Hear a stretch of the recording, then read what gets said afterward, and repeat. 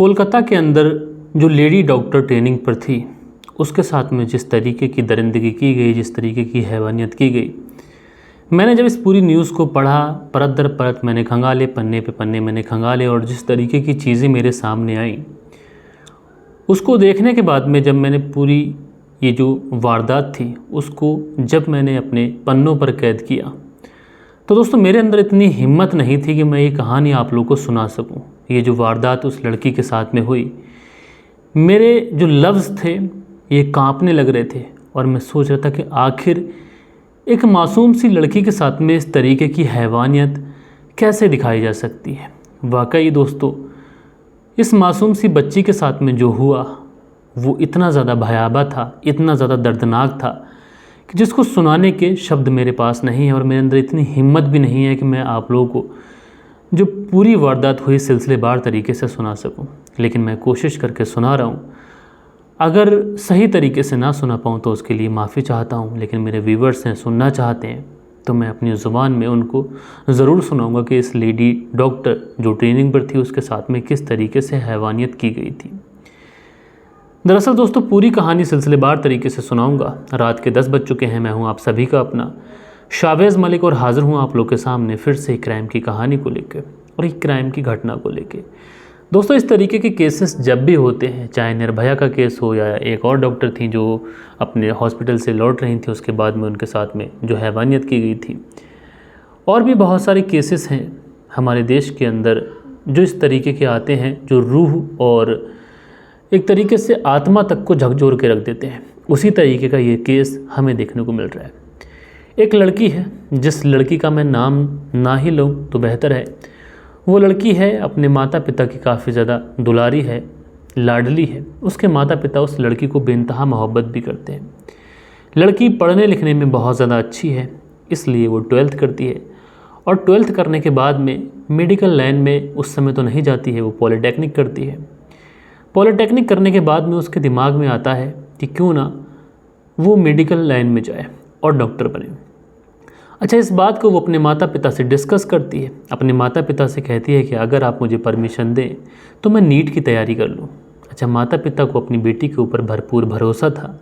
उनको ऐसा लगता था कि उनकी बेटी जिस भी मंजिल पर जाएगी उसे बहुत आसानी से पा सकती है, क्योंकि उसकी कोशिश हमेशा यही रहती है कि वो अपनी पढ़ाई में आगे निकल सके। इसलिए वो अपनी बेटी को परमिशन देते हैं कि ठीक है बेटा, तुम अगर चाहती हो नीट की पढ़ाई करना तो तुम नीट की पढ़ाई कर लो। अब उसके बाद में जो लड़की थी नीट की तैयारियां करने लग जाती है। नीट की तैयारियां करती है, अच्छे तरीके से तैयारी करती है, और नीट को साल 2018 में ये क्वालिफाई कर लेती है। और उसके बाद में एक कॉलेज आता है, नादिया मेडिकल कॉलेज। यहीं पर उसे एडमिशन मिलता है, यहीं की सीट वो निकालती है।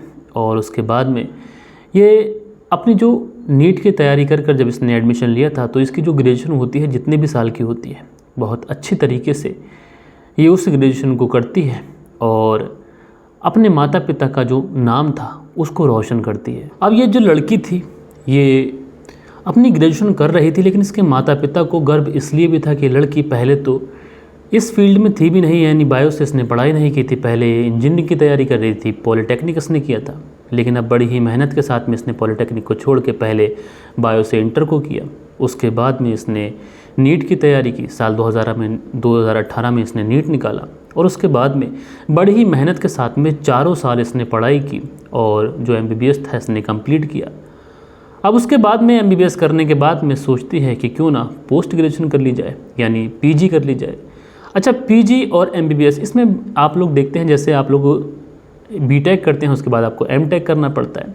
इसी तरीके से PG में होता है कि PG में जो डॉक्टर होती है वो किसी बड़े कॉलेज में बड़े डॉक्टर्स की देख रेख में ये सीख ले किस तरीके से मरीज़ों को डील किया जाता है, किस तरीके से नहीं किया जाता है। बहुत सारी ऐसी चीज़ें होती हैं जो MBBS के बाद में भी सीखना बहुत ज़्यादा ज़रूरी रहती हैं। इसलिए ये लड़की थी अब PG करने का डिसाइड करती है। जब ये PG करने का डिसाइड करती है, फैमिली वाले इसे सपोर्टेबल थे, इसलिए इसके पास में 2 कॉलेजेस की चॉइस थी। एक कॉलेज तो इसके घर से थोड़ा दूर था, लेकिन एक कॉलेज थोड़ा सा नज़दीक पड़ता था, और ये कॉलेज था पश्चिम बंगाल, जो कि उसकी जो राजधानी है उसमें एक बहुत ही नामवर कॉलेज है, जिस कॉलेज का नाम है RG कार मेडिकल कॉलेज।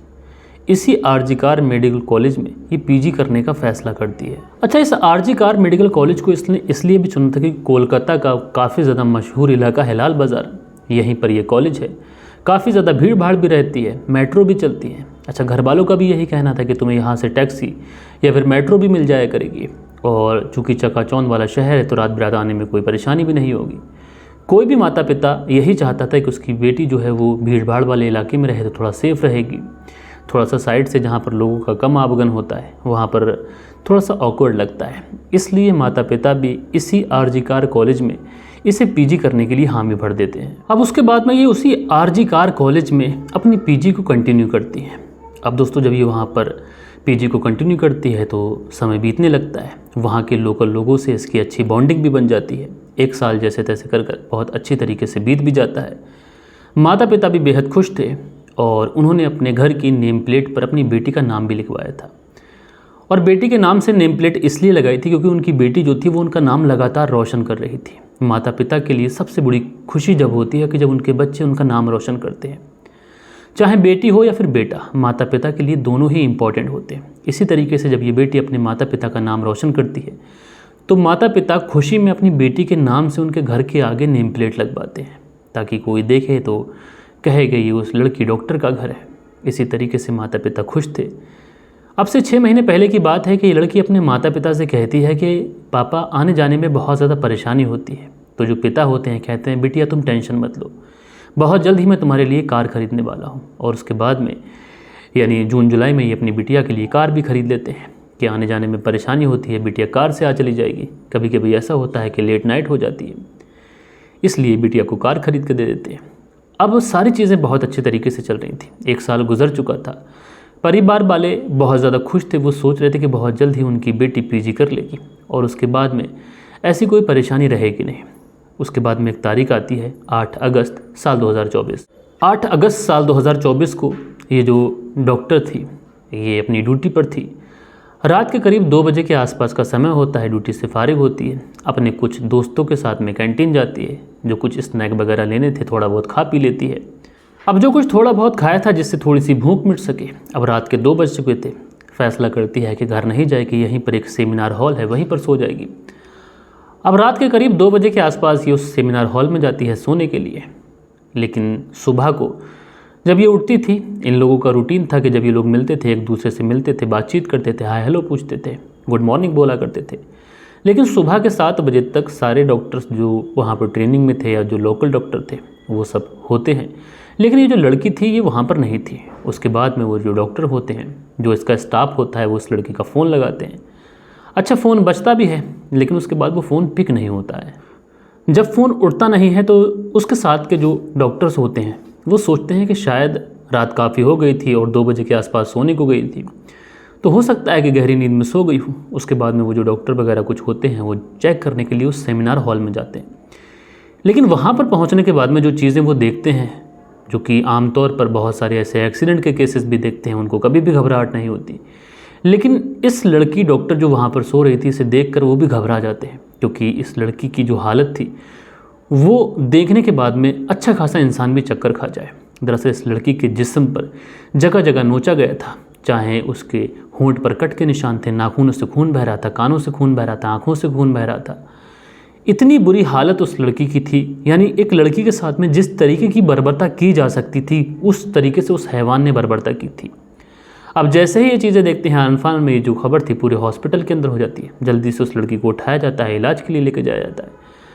तो दोस्तों, जो डॉक्टर वहाँ पर होते हैं वो अंदाज़ा लगाते हैं और देखने से ही ये प्रतीत हो रहा था कि इस लड़की के साथ में हैवानियत की गई है, इसका रेप किया गया है। अब जैसे ये खबर थी वो तुरंत बाहर निकल जाती है। पूरे शहर के अंदर जो लोकल पत्रकार होते हैं उनका भी जमावड़ा लग जाता है। जैसे ही ये खबर थोड़ी सी सर्कुलेट होती है, पक्ष विपक्ष, नेता, राजनीति में ये पूरा केस चलने लगता है। और इस खबर को जो भी सुन रहा था वो अपना माथा पकड़कर बस रोता ही जा रहा था। अब उसके बाद में पुलिस भी पहुंच जाती है, सारा मामला देखती है। और जब इस तरीके का केसेस पुलिस के सामने भी आता है तो पुलिस सबसे पहले अब ये देखने की कोशिश करती है कि आखिर इस लड़की के साथ में इस तरीके की हैवानियत किसने की है। लिहाजा पुलिस अब अपने तरीके से छानबीन शुरू करती है। अब चूंकि एक हॉस्पिटल है, सैकड़ों लोग आ रहे हैं जा रहे हैं, किस पे शक किया जाए, इसलिए उसके सहयोगी जो होते हैं, जो स्टाफ होता है, उनसे पूछताछ की जाती है। उनसे पूछा जाता है कि तुम्हें किसी के ऊपर शक है। तो वो लोग कहते हैं कि भैया किस पे शक कर लें, यहाँ पर तो हम सब लोग एक दूसरे से हंसी मजाक, हंसी से ठिठोलियाँ ये तो लगातार चलती रहती हैं। अब ऐसा भी नहीं था कि यहाँ पर जितने भी लोग हैं उन्होंने पहली बार किसी लड़की को देखो। हम तो 4 साल का हमने MBBS किया है, उसके बाद में PG कर रहे हैं, तो हमारा तो ये सारी चीज़ें हैं, हमारी लड़कियों से दोस्ती भी रही हैं, कुछ लड़कियाँ भी होती हैं। अब पुलिस को ये बात भी ठीक लगती है। अच्छा, जो सेमिनार हॉल था उसके अंदर कोई भी CCTV कैमरा नहीं था। शायद उसके पीछे रीज़न ये हो सकता है कि लड़कियाँ वहाँ सोती हैं। लिहाजा पुलिस जब अपनी छानबीन करती है तो पता चलता है कि सेमिनार हॉल में जाने वाला एक रास्ता ऐसा है कि जहाँ पर एक कैमरा लगा हुआ है और जो यहाँ से आने जाने वालों को कवर करता है। अब पुलिस जो थी वो तुरंत उस CCTV कैमरे को चेक करती है। अब जैसे ही उस CCTV कैमरे को चेक किया जाता है तो पता चलता है कि रात के समय इस रास्ते से लगभग 25 से 26 लोग गुजरे हैं। लेकिन 25 से 26 लोग गुजरे हैं, अब शक किस पे किया जाए। लिहाजा सबसे अलग अलग तरीके से पूछताछ की जाती है, सब अपना अलग अलग रीज़न बताते हैं और उसके बाद में भी पुलिस को जब कुछ क्लू नहीं मिलता है तो पुलिस वापस से उस जगह को फिर से एक तरीके से चेक करती है। जब उस जगह को फिर से चेक करती है तो वहाँ पर एक ईयरबड यानी एक ईयरफोन का टुकड़ा मिलता है। अब पुलिस के सामने एक क्लू मिल चुका था। पुलिस सोचती है कि जितने भी लोग यहाँ से गुजरे थे उन सब के मोबाइल से इस ईयरबड को कनेक्ट करो, जिसके साथ भी कनेक्ट हो गया समझो वही कातिल है। अब उसके बाद में ईयरबड कनेक्ट किए जाते हैं, सारे ही लोगों से कनेक्ट किए जाते हैं, लेकिन किसी से कनेक्ट नहीं होता है। लेकिन एक व्यक्ति ऐसा भी था जिससे वो ईयरबड कनेक्ट हो जाता है और उस व्यक्ति का नाम था संजय राव। फिर क्या था दोस्तों, पुलिस उस संजय राव को गिरफ्तार करती है। गिरफ्तार करने के बाद में सीधा उसे पुलिस थाने लेके जाती है, उससे पूछताछ की जाती है और उससे जब पूछताछ की जाती है तो एक अलग ही कहानी निकल के आती है। दरअसल जो संजय राव था ये अलग ही प्रवृत्ति का व्यक्ति था।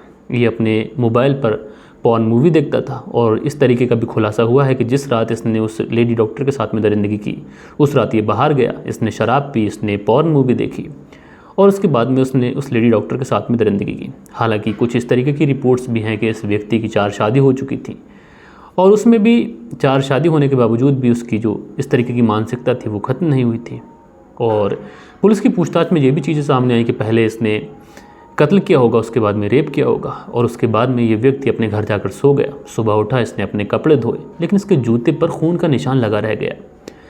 बहरहाल दोस्तों, पुलिस इस पूरे मामले में अभी और भी क्लू जुटा रही है। ये जो मामला था ये सियासी भी हो चुका है और हर तरफ इस मामले की गूंज दिखाई पड़ रही है और हर कोई यही चाह रहा है कि जो आरोपी है उसे सख्त से सख्त सज़ा मिलनी चाहिए।